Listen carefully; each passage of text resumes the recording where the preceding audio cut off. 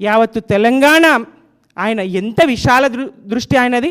మీ మచ్చబడింది అంటే మీ కారణంగా పడింది. మచ్చబడింది అంటే ఎంపీగా ఓడిపోగానే ఎమ్మెల్సీగా ఎట్లా అవకాశం ఇచ్చారు కూతురికి.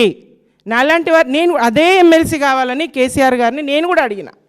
నాలాంటి వాళ్ళను కాదని మీకు ఎట్లా అవకాశం ఇచ్చారని అందరూ అన్నారు.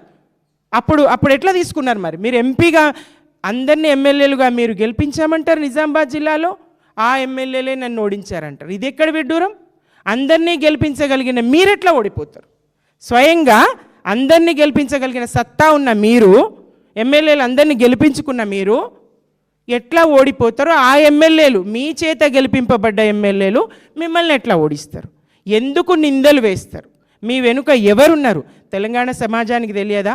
పదే పదే మీరు రిపీట్ చేస్తూ ఎంతకాలం కేసీఆర్ గారిని ఎంతకాలం ఆడిపోసుకుంటారు? కదిలిపోతూ ఉంది, మాకు రక్తం మరుగుతూ ఉన్నది. ఆయన వెనుక నడిచిన వాళ్ళం.